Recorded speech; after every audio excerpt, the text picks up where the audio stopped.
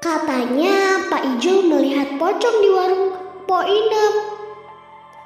Semua orang menertawainya, terutama karena wajah Pak Ijul mirip sekali dengan Bokir, aktor lawas yang sering bermain di film-film horor Susana. Bapak-bapak yang biasa nongkrong di warung kopi itu mulai menerka-menerka kejadian yang dialami Pak Ijul kemarin malam. Bagaimana ia mampir ke warung kopi Mpok Inem untuk merayu janda beranak satu, lalu berharap akan diberi cemilan atau rokok gratis. Tak lama kemudian, ketika warung sudah sepi dan Mpok Inem sedang pergi ke rumahnya yang ada di bagian belakang, warung, sesosok pocong loncat-loncat pelan di belakang punggung Pak Ijul. Ketika pocong itu sudah berada satu langkah tepat di belakangnya, Pak Ijul baru menyadari ada sesuatu yang janggal. Ia membalikkan badan dan melihat sosok hantu berbalut kain putih itu sedang menatapnya dingin. Mulut Pak Ijul pasti menganga karena kaget. Matanya melotot seperti tokoh komik dan ia berteriak dengan gagap, pocong! Lalu ia kencing di celana dan pingsan. Mereka semua tertawa terbahak-bahak. Enggak, bukan begitu kejadiannya, ucap Pak Ijul protes. Ngaku aja deh, lu pasti kencing di celana kan waktu itu. Persis banget lu kayak film horor jadul, ucap Pak Zainal dengan mulut masih mengunyah pisang goreng. Kagak lah, gua nggak kencing di celana, apalagi pakai teriak pocong segala. Gua baca ayat kursi, sanggah Pak Ijul sambil melirik dengan sudut matanya. Gaya lu pakai baca ayat kursi, kulhu aja kagak apal lu, balas Pak Zainal. Jangan salah bang, gini-gini juga. Tampak risih mendengar perdebatan kedua bapak-bapak itu. Mpok Inem angkat bicara. Begini ye, Jul, gue bukannya nggak percaya sama cerita lu, tapi disengaja atau enggak, cerita lu tuh bisa nurunin reputasi warung gue. Kesannya warung gue ini angker, nggak pernah ngajiin, jarang disolatin. Kalau kata anak gue, itu namanya pencemaran nama baik. Bisa gue tuntut lu nanti, ngerti gak lu? Aku ingat kalau Mpok Inem memang sering membangga-banggakan anak gadisnya yang seorang mahasiswi. Namanya Nurma. Sekarang ia kuliah di Bandung. Menurut Mpok Inem, Nurma adalah gadis yang cerdas. Bahkan IP-nya di setiap semester selalu nyaris 4. Tidak heran kalau ia bisa masuk universitas dengan gratis karena mendapat beasiswa. Yah si Empok, aye nggak ada niat ke situ lah Empok. Apa untungnya?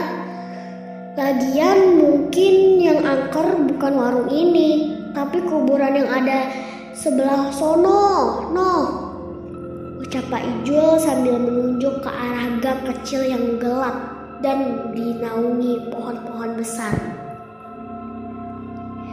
Di ujung gang itu samar-samar kami dapat melihat deretan batu nisan yang berdiri tegak. Pak Zainal buru-buru menepis tangan Pak Ijul.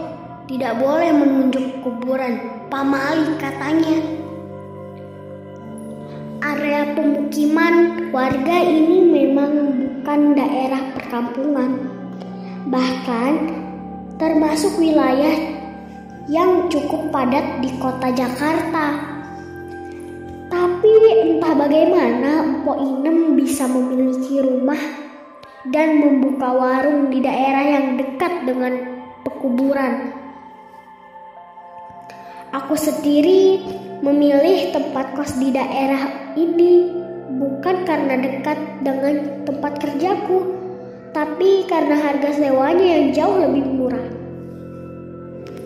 Segelas kopi hitam di hadapanku sudah tinggal ampas, tapi ketiga orang itu masih saja tak henti berdebat. Aku segera membayar kopi pada Mpok Inem sebagai seorang pendatang baru di tempat ini. Aku tak banyak bicara, aku lebih senang mendengarkan obrolan-obrolan orang-orang di sekitarku. Itulah kenapa aku sering datang ke warung kopi ini. Mas, suara Pak Ijul terdengar ketika aku membalikan badan untuk pulang. Aku segera sadar kalau ia memanggilku, sebab siapa lagi orang yang mungkin ia panggil, Mas? Ini bukunya ketinggalan, ucap Pak Ijul sambil menyodorkan sebuah buku tebal yang tanpa sadar kutinggalkan di meja warung. Aku memang sering membawa buku setiap kali nongkrong di warung ini, sekadar untuk menjadi alibi supaya orang-orang tak sadar kalau aku sebenarnya sedang menguping pembicaraan mereka. Oh iya, makasih, Pak. Hampir aja ketinggalan, ucapku. Belum sempat aku meraih buku itu dari tangan Pak Ijul, ia memutar bukunya dan memperhatikan sampul buku itu. Novel horor ya, Mas? Ucapnya setelah melihat gambar vampir berambut pirang dengan mulut penuh darah yang ada di sampul buku itu. Iya Pak, jawabku. Oh, ujarnya sambil memberikan buku itu padaku. Emang gak takut ya malam-malam begini baca cerita horor? Tapi gak bakal seram juga sih ya. Hantu kayak beginian sih mana ada di Indonesia. Hahaha, ucapnya.